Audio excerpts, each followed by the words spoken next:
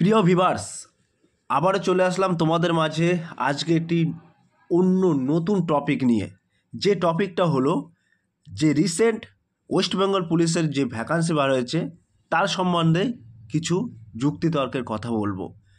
যে সকল প্রার্থীরা এই 11,749টি ভ্যাকান্সি নিয়ে মাতামাতি করছেন বা ফর্ম ফিল আপ করতে যাচ্ছেন, তারা কি একবারও সাবিনীর দৃষ্টিপক্ষে ভেবেছেন যে তোমাদের জন্য কটি শূন্যপদ আছে টোটাল? একবারও ভাবেননি? একবার তো নোটিফিকেশানটি পড়ুন, নোটিশটি দেখুন যে তোমাদের জন্য কত পার্সেন্ট সিট আছে আর রিজার্ভেশনদের জন্য কত পার্সেন্ট সিট আছে।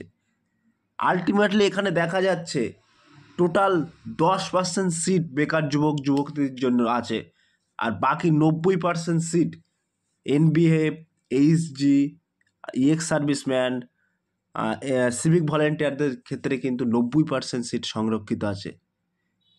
এটা একটি সম্পূর্ণ লোক দেখানো 11,749টি ভ্যাকান্সি, তার মধ্যে কিন্তু 85% বলা যেতে পারে রিজার্ভেশন। আর শিক্ষিত বেকার যুবক যুবতীদের মধ্যে মাত্র 2,000 থেকে 3,000 ভ্যাকান্সি আছে। এই না যে সরকারের বিরুদ্ধে কথা বলা মানে এই না যে সরকারের বিরোধিতা করছি, এটা আমাদের কণ্ঠস্বর, এটা আমরা বলতেই পারি, এটা আমরা আবেদন জানাতে পারি সরকারের কাছে।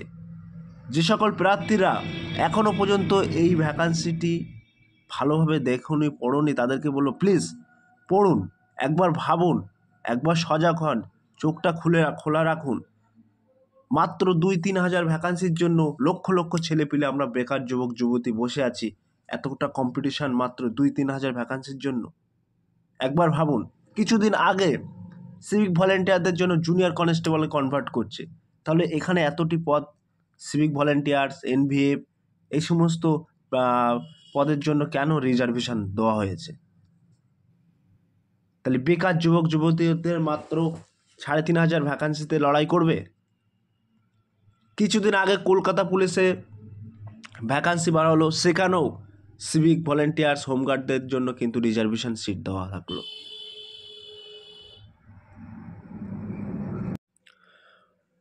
ফর্মটা ফিল আপ করার আগে একবার ভাবুন যে আপনার কতটা সিটে আপনাকে লড়াই করতে হচ্ছে। আপনি ভাবছেন আমার কোনো জ্বালা নেই, আরেকটা প্রার্থী ভাবছে যে আমার কোনো জ্বালা নেই, আমি কেন বলবো, আমি কেন এ করবো।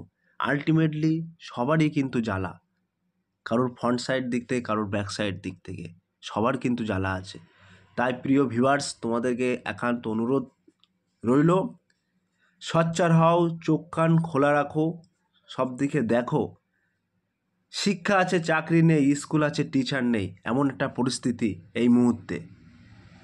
এখানে কিন্তু আমরা এই শিক্ষিত বেকার যুবক যুবতী ছেলে মেয়ে, আমরা কিন্তু আমাদের স্বপ্ন সফলতা বাস্তবায়ন করার জন্য দিন রাত পরিশ্রম করি, কিন্তু এর জন্য দায়ী কে? আমাদের ব্যাকগ্রাউন্ডে দায়ী কে থাকছে? আমাদের সফলতার অসফলতার পেছনে কিন্তু একটা না একটা দায়ী থেকে যাচ্ছে। সেই দায়ীটা কারা থাকছে একবার ভাবুন। এখানে কিন্তু পরিষ্কার নোটিফিকেশনটি পড়ুন, পরিষ্কার ভ্যাকান্সিটা কিন্তু উল্লেখ করা আছে, আপনারা দেখুন। এখানে এতটা প্রায় 90% বলা যেতে পারে রিজার্ভেশন আছে। তাহলে বাকি 10%-এর জন্য লক্ষ লক্ষ ছেলে মেয়ে আমরা বেকার যুবক যুবতীরা কম্পিটিশান করব। How is possible? এটা কী করে সম্ভব?